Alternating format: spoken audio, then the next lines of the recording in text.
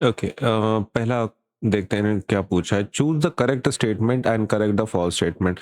तो correct statement को ढूंढना है और अगर गलत है तो उसको सही करना है, करेक्ट करना है।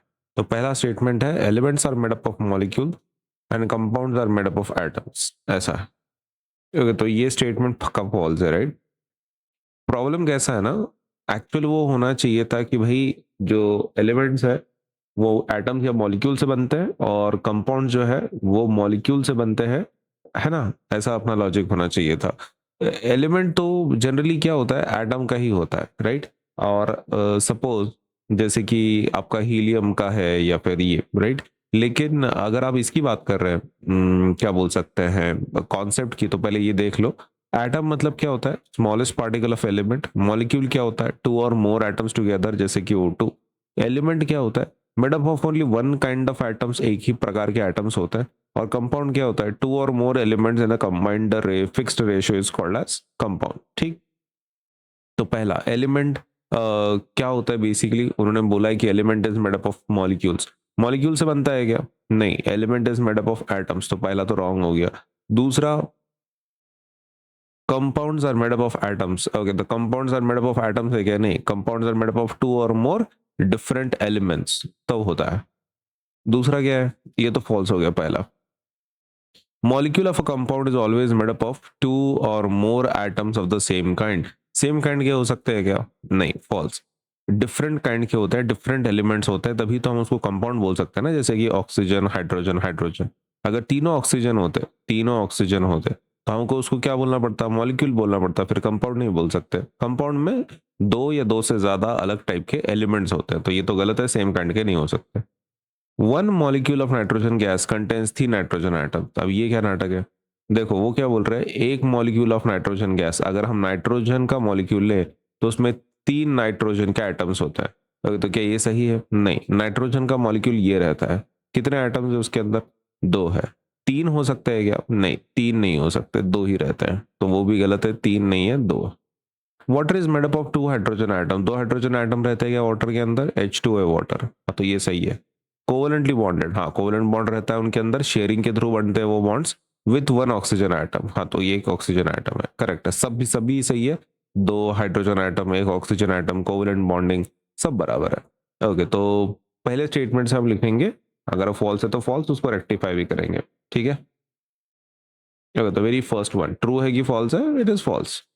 इसका एक्सप्लेनेशन क्या लिखेंगे, अपन अपन लिखेंगे elements are made up of atom और molecules, whereas compounds are made up of molecules or formula units in ionic compounds। Atom किससे, एलिमेंट किससे बनते हैं, एक तो एटम से बनते हैं, नहीं तो मॉलिक्यूल से बनते हैं, राइट। और आपकी जो कंपाउंड्स है वो पक्का किससे बनते हैं, मॉलिक्यूल से ही बनते हैं। दूसरा, the molecule of the compound is made up of two और मोर एटम्स, है ना। सेम एटम से बनता है क्या, टू और मोर सेम काइंड के एटम से ये बनता है क्या, कंपाउंड बनता है क्या, तो नहीं बनता है। अपन क्या लिखेंगे, फॉल्स। रेक्टिफिकेशन क्या है, the molecule of a compound is made up of two और मोर एटम्स ऑफ, ये इंपॉर्टेंट है, सेम एलिमेंट नहीं, different element chemically bonded, different element chemically bonded. अभी तीसरा, तीसरा बोला है उन्होंने, one molecule of nitrogen gas contains 3 nitrogen atoms. 3 nitrogen atom हो सकते हैं क्या एक मॉलिक्यूल में नाइट्रोजन के, नहीं, नाइट्रोजन का मॉलिक्यूल N2 होता है, तो उसमें 2 ही नाइट्रोजन के एटम्स होता है। One molecule of nitrogen gas contain 2 nitrogen atom, 2 nitrogen atoms रहते हैं जिसको हम लोग N2 बोलते हैं, ठीक है।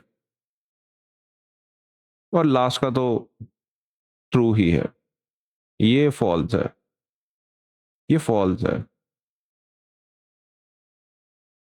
ठीक है। ओके, और ये ट्रू क्यों है, क्योंकि ये सही है कि वाटर 2 हाइड्रोजन आइटम से बनता है, कोवेलेंट बॉन्डिंग होती है, 1 ऑक्सीजन आइटम होता है। ओके, सो इसको कुछ ज़्यादा डिटेल में लिखने की ज़रूरत अपने को नहीं है ना? तो क्योंकि उन्होंने रेक्टिफाई करने के लिए खाली फ़ॉल्स स्टेटमेंट को बोला है, करेक्ट स्टेटमेंट है तो छोड़ देना। तो ये करेक्ट है तो कोई दिक्कत नहीं। अरे उन्होंने करेक्ट और ऐसा कैसे लिया अरे उन्होंने फ़ॉल्स और इनकरेक्ट। ठीक है, तो फ़ॉल्स ले लिए और लास्ट इनको करेक्ट लिखना है। चलो ठीक, करेक्ट या फिर ट्रू, सही है, कोई दिक्कत की बात नहीं। तो this is what is the answer.